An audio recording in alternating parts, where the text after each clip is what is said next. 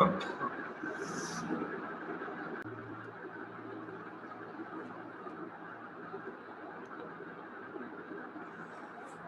कल आपको याद है चैप्टर 19 हमारा चल रहा था। चैप्टर 19 के हम लोग इख्तितामी मामलात पे पहुंच चुके हैं। हमने आपको फिजन भी करा दिया, फ्यूजन भी करा दिया, और अब खाली सिर्फ रह गया है कि एक जब रिएक्शन होता है, न्यूक्लियर रिएक्शन, तो हीट एनर्जी कुछ ना कुछ वहाँ पे रिलीज होती है या एब्जॉर्ब होती है।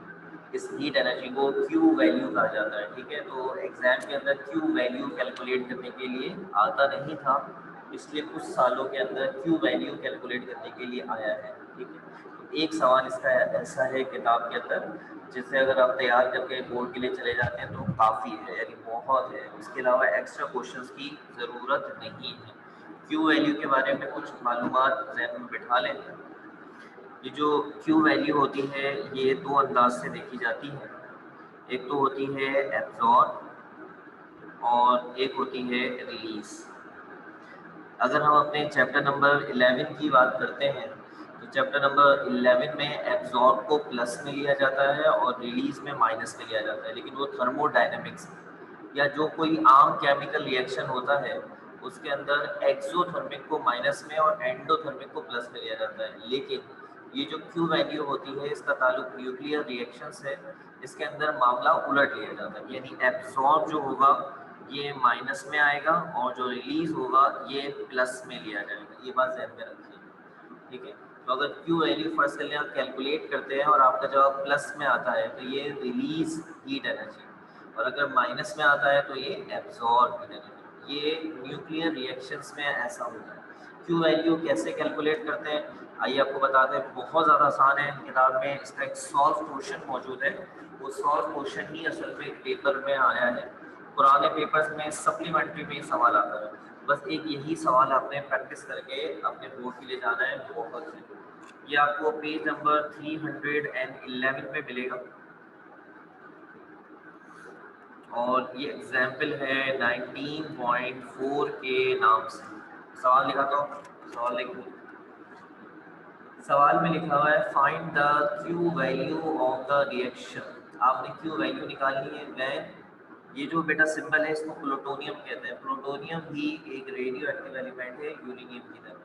वैन प्लूटोनियम, ये प्लूटोनियम है, मेक्स अल्फा डीके। जब प्लूटोनियम अपने अंदर से क्या खारिज करता है, अल्फा पार्टिकल खारिज करता है। प्लूटोनियम जब अपने अंदर से अल्फा पार्टिकल खारिज करता है तो वो यूरेनियम के अंदर कन्वर्ट हो जाता है। ये जो इक्वेशन लिखी हुई है आपके सामने ये एग्जाम में गिवन होगी।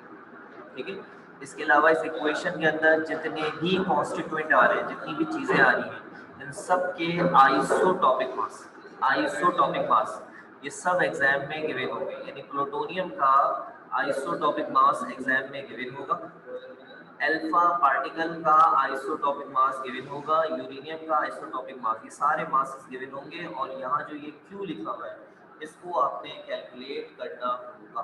ठीक है, यहाँ तक सब क्लियर है? क्योंकि अब मैं सवाल को स्टार्ट कर रहा हूँ उसके अंदर मैं ये इक्वेशन लिखूंगा और इन सबके मासेस जो एग्जाम में गिवन होंगे। क्यू वैल्यू निकालनी है हमें इस रिएक्शन की जिसमें प्लूटोनियम अपने अंदर से अल्फा पार्टिकल खारिज कर रहा है और यूरेनियम के अंदर कन्वर्ट हो रहा है। इक्वेशन है हमारे पास प्लूटोनियम 239 और 94, और साथ ही साथ में हमारे पास है इसके अंदर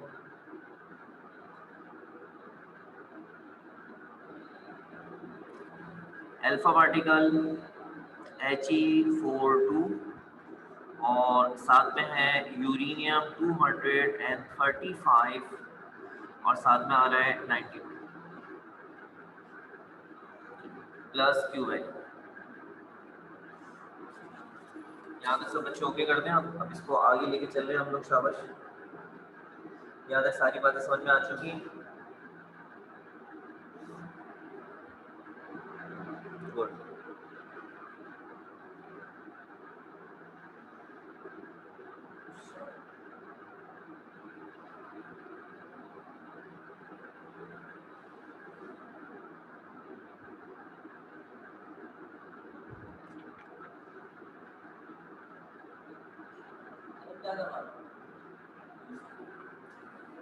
अब इसके बाद आपने इसके जो सारे मासेस हैं वो मैं आपको नोट करके दे रहा हूँ। कोई भी मास आपको याद करके नहीं जाना, ये सारे मासेस एग्जाम में गिवन होंगे। तो सबसे पहले हम मास लिख लेते हैं गिवन दैट करके, ये सारे मासेस एग्जाम में गिवन होंगे।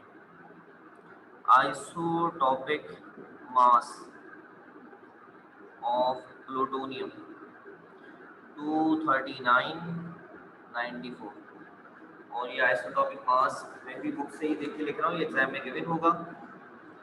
इसकी वैल्यू है 239.0522 U, ये इसकी यूनिट होती है। ये मैंने आपको शायद पहले ही बताया था, इसको कहते हैं unified atomic mass unit. Atomic mass unit तो आपने सुना है, तो उसके अंदर बेटा एक नई डेफिनेशन बनाई गई है जिसकी वजह से उसका नाम अब यूनिफाइड एटॉमिक मास यूनिट रखा गया है। ये सिंबल है बेटा यूनिफाइड एटॉमिक मास यूनिट का। जब भी आप आइसोटॉपिक मास नापते हैं उसमें ये कैपिटल यू लगता है यूनिट के तौर पर। इसके अलावा आइसोटॉपिक मास ऑफ He42, ये अल्फा पार्टिकल है He42, इसकी वैल्यू भी गिवन है 4.0026 U। इसके अलावा आइसोटॉपिक मास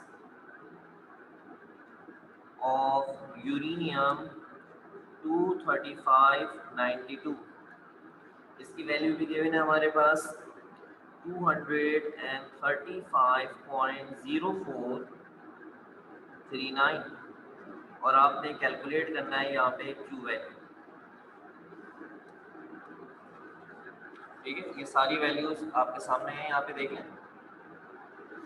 सब वैल्यूज गिवन है, आप जब इस सवाल बुक से देखेंगे तो वहाँ पे भी आपको ये सारी वैल्यूज नजर आएंगी। प्लूटोनियम का आइसोटॉपिक मास, अल्फा पार्टिकल का आइसोटॉपिक मास, यूरेनियम का आइसोटॉपिक मास, और आखिर में Q वैल्यू। आइए जरा इसको कैलकुलेट करते हैं, देखते हैं क्या जवाब आता है।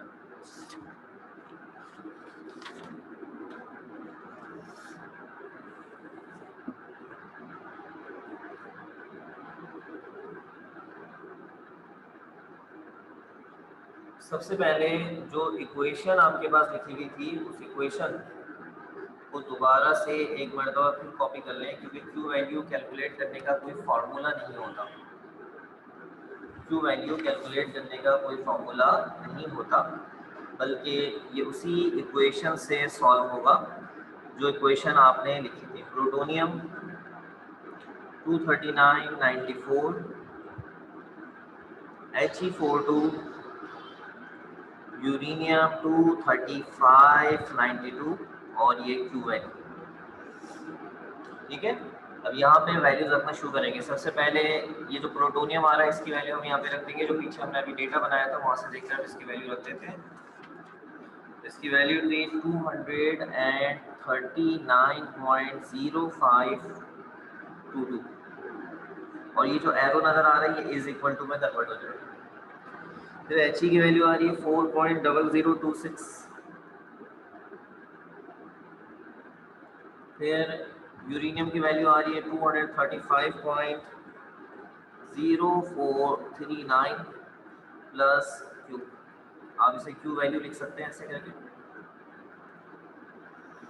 ठीक है, अब ये दोनों नंबर यहाँ प्लस हो रहे हैं और फिर ये वहां जाके क्या हो जाएंगे, माइनस हो जाएंगे। ठीक है,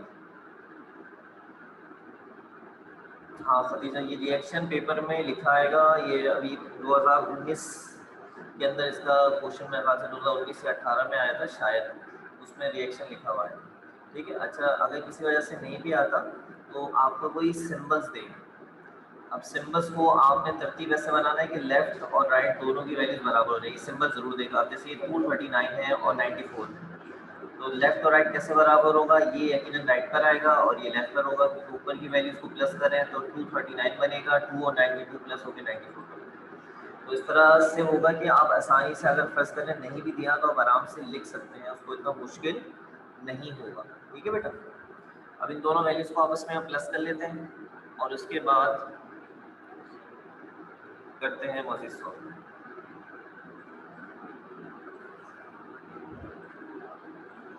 हमारे पास आ रहा है 4.0026 में प्लस कर लेते हैं हम 235 0.0439। तो बेटा ये हमारे पास नंबर आ गया इन दोनों को वैल्यूज को प्लस करने पर।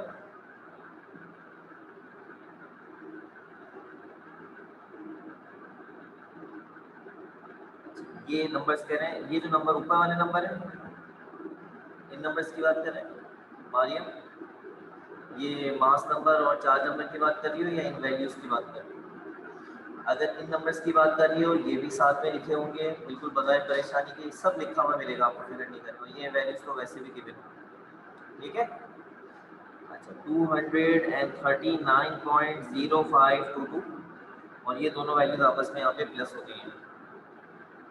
प्लस होने के बाद ये बना 239.0465, साथ में आ रहा है क्यू वैल्यू।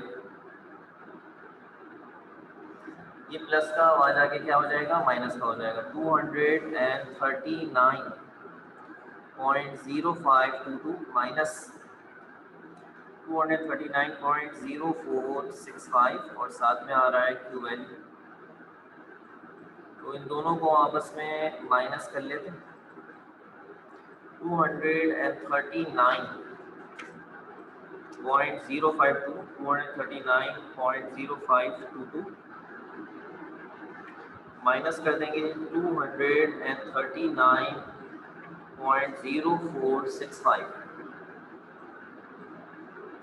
तो ये हमारे पास जो नंबर बना है यहाँ पे वो नंबर बना है 0.0057। ठीक है भाई, यहाँ तक क्लियर है।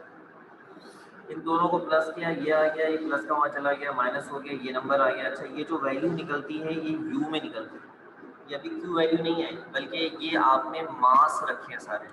तो भाई जब मास रखेंगे तो जवाब मास की यूनिट में ही आएगा ना। ये वैल्यू आपने यू की यूनिट में रखी है, ये भी यू की यूनिट में है, ये भी यू की यूनिट में है, तो ये जो आंसर है ये यू की यूनिट में। अब ये बात जहन में रखिएगा, भूलिएगा नहीं कि एक यू जो होता है वो 931.5 मेगा इलेक्ट्रॉन वोल्ट के बराबर है। एक यू जो होता है वो 931.5 मेगा इलेक्ट्रॉन वोल्ट के बराबर है। ये हो जाएगा क्यू वैल्यू 0.0057। आप यहाँ से इस u को रिमूव कर दें। जैसे आप ये रिमूव करेंगे तो ये नंबर ध्यान में रखिएगा 931.5 मेगा इलेक्ट्रॉन वोल्ट, ठीक है। और इसको मल्टीप्लाई कर लेते हैं, ये हो जाएगा क्यू वैल्यू और इसको मल्टीप्लाई कर लेते हैं और देखते हैं क्या जवाब आया हमारा।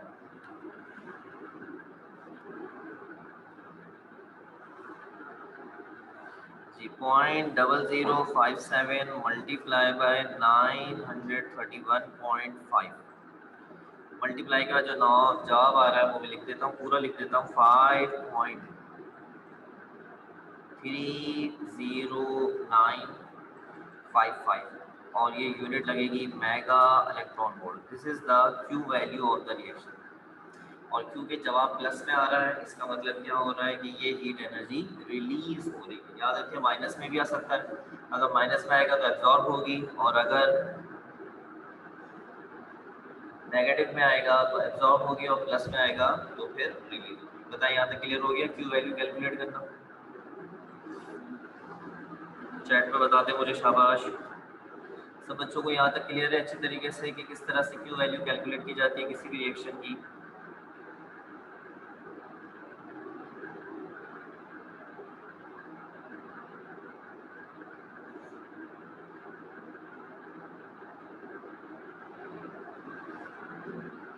बेटा इसके साथ ही हमारा जो ये चैप्टर था वो अल्लाह का शुक्र है यहाँ पे आके फिनिश हो गया है, चैप्टर नंबर 19। और इस चैप्टर में इतना ज़्यादा कुछ है नहीं, आप इसको आराम से तैयार कर सकते हैं। पेपर के वेटेज के हिसाब से भी इसमें इतना ज़्यादा मटेरियल नहीं है। इस सेक्शन बी में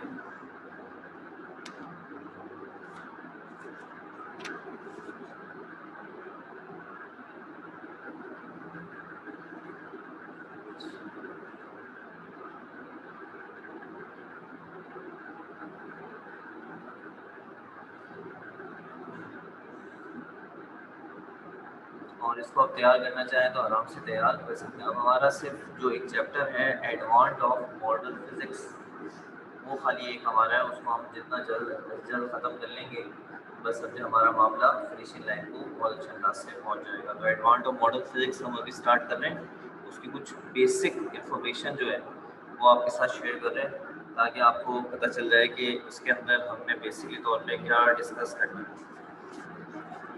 एडवांस ऑफ मॉडल फिजिक्स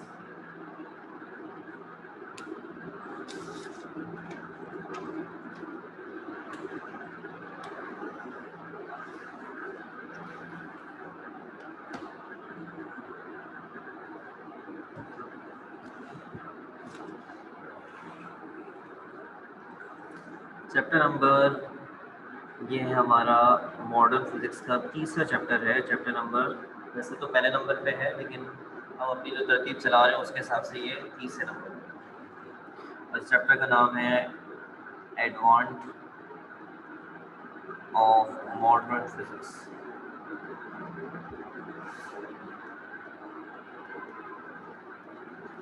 इसमें जो रिड्यूस सिलेबस के हिसाब से टॉपिक्स डाले गए हैं वो मैं आपको बता देता हूँ।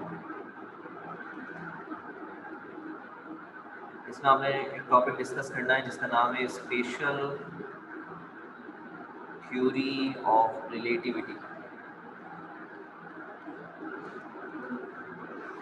इसके बाद आपने जो टॉपिक इसके अंदर डिस्कस करना है वो है फोटो इलेक्ट्रिक इफेक्ट।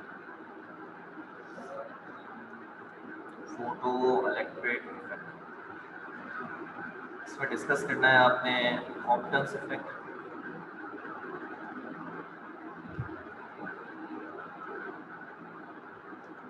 इसमें डिस्कस करना है आपने दो टॉपिक्स एक साथ हैं। एक का नाम है पेयर प्रोडक्शन और दूसरे टॉपिक का नाम है पेयर एनिहिलेशन। पेयर एनिहिलेशन ये इसकी गिनती के 5 टॉपिक हैं जो कि रिड्यूस सिलेबस के हिसाब से आपने डिस्कस करना। इसमें जो शुरू के 3 टॉपिक्स हैं ये वाले 3 स्पेशली 100% चांसेस हैं कि ये पेपर के अंदर पूछे जा सकते हैं। 100% चांसेस 99.99 भी नहीं है, 100% है कि ये तीनों टॉपिक्स में से कोई टॉपिक पेपर में आपको नज़र आ सकता है। स्पेशल थ्योरी और रिलेटिविटी जो कि लिखने वाला टॉपिक है, सिर्फ कोई डेरिवेशन नहीं है। फोटो इलेक्ट्रिक इफेक्ट ये ज़रा थोड़ा सा समझने वाला डेरिवेशन बेस्ड टॉपिक है। ऑप्टन इफेक्ट सिर्फ derivation based topic. Pair production और पेयर एनिहिलेशन ये दोनों 5 मिनट के छोटे से टॉपिक हैं। इन पे भी पेपर में सवाल माजी में बन चुका है, लेकिन फिलहाल इनसे कहीं गुना ज़्यादा अहमियत शुरू के 3 टॉपिक। ठीक है, यहाँ तक सब क्लियर हो गया। हम स्पेशल थ्योरी ऑफ रिलेटिविटी को यहाँ पे अभी आज जो है वो शुरू नहीं कर पाएंगे क्योंकि जो टाइम उसके हिसाब से अलबत्ता उसका कुछ बेसिक कॉन्सेप्ट ज़रूर आपके साथ शेयर करते हैं ताकि आपको आइडिया हो जाए कि स्पेशल थ्योरी रिलेटिविटी एक बड़ा ज़बरदस्त टॉपिक है। कल का लेक्चर मिस नहीं कीजिएगा क्योंकि उसके अंदर इसके बारे में बहुत इन्फॉर्मेशन आपको मिलेगी, लेकिन उससे पहले कुछ आपको ख़ास बातें बता दें।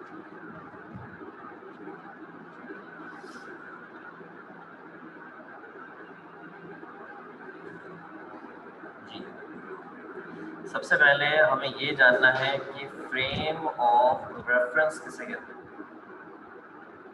Frame of reference, what we called as frame of reference. Frame of reference जो होता है ये 3 डायमेंशनल कोऑर्डिनेट सिस्टम होता है। 3 डायमेंशनल कोऑर्डिनेट सिस्टम।